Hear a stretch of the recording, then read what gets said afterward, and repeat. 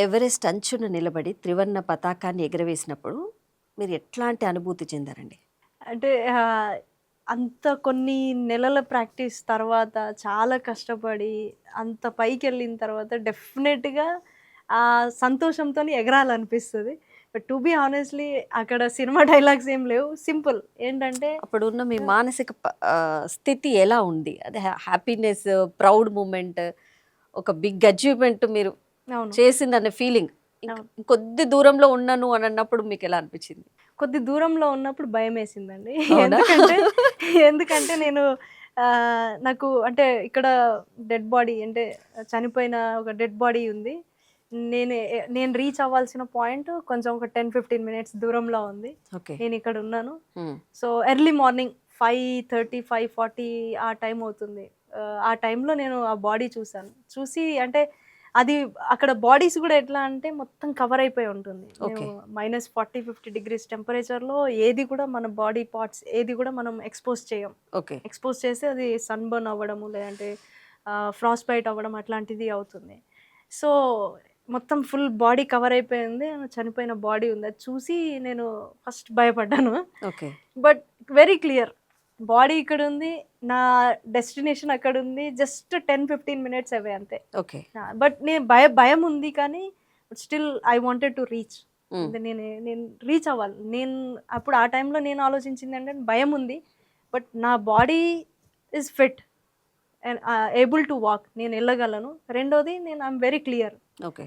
నేను ఫిట్‌గానే ఉన్నాను. నాకే ప్రాబ్లమ్ లేదు గాబట్టి నేను ముందుకెళ్ళగలిగాను. ఓకే. సో, నన్ను నేనంటే సెల్ఫ్ మోటివేటెడ్. నేనొకటి బిలీవ్ చేస్తాను. నన్ను నేను నమ్ముకొని నన్ను నేను మోటివేట్ చేసుకుంటాను ఎప్పుడు గూడా. ఓకే. ఎంతమంది మోటివేట్ చేసినా మనల్ని మనం మోటివేట్ చేసుకున్నది మాత్రమే ముందుకు తీసుకెళ్తది. సో, అట్లా నేను ఎప్పుడన్నా డౌన్ అనిపించినా, భయమేసినా నన్ను నేను మోటివేట్ చేసుకుంటాను. సో, ఆ టైంలో గూడా నేను అలాగే ముందుకెళ్ళిపోయాను.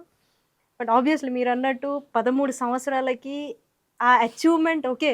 చిన్న పిల్లలకి ఒకటి అనుకున్నప్పుడు సాధిస్తే ఆనందం ఉంటుంది. ఆనందం ఉంటుంది. ఆ ఆనందమే ఉంది. ఓకే. బట్ 13 సంవత్సరాలకి ఒక వరల్డ్ రికార్డ్ అనేది అంత ఐడియా లేదు. అద్ ఓకే. అయింది. అది ఎంత పెద్ద అచీవ్‌మెంట్ అనేది ఇప్పుడు అర్థమవుతుంది. ఓకే. ఇప్పుడు పెద్దగా అయినా కాబట్టి ఇప్పుడు అవును. అవును. అర్థమవుతుంది. దాని అవును. విలువ అదెంత పెద్దది అనేది. ఆ టైంలో yes. I was very happy. చాలా హ్మ్. హ్యాపీగుండే. బట్ అదే టైంలో కొన్ని ఫోటోస్ తీసుకున్నాము. బట్ స్టిల్ రిమెంబర్ ఇప్పటికి నాకు గుర్తుంది. ఇండియన్ నేషనల్ ఫ్లాగ్ పట్టుకొని వరల్డ్స్ హైయెస్ట్ పాయింట్‌లో నిల్చొని ఫోటో దిగుతుంటే ఆ అనుభూతి నాకు తెలిసి మాటల్లో కూడా కష్టమేమో వర్ణించడం. But I was very happy.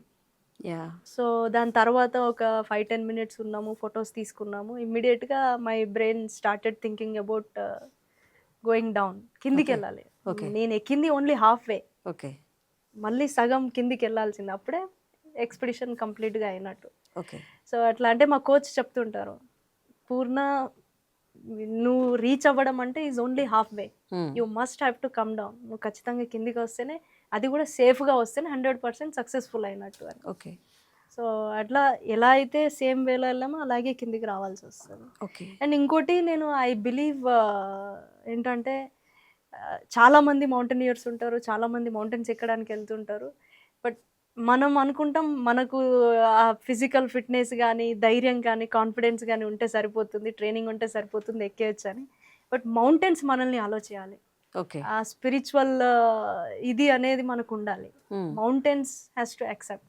Okay. మనం మౌంటైన్స్‌ని గాదు. మౌంటైన్స్ మనల్ని యాక్సెప్ట్ చేస్తేనే మనం రీచ్ అవ్వగలం. సూపర్. సూపర్. యెస్.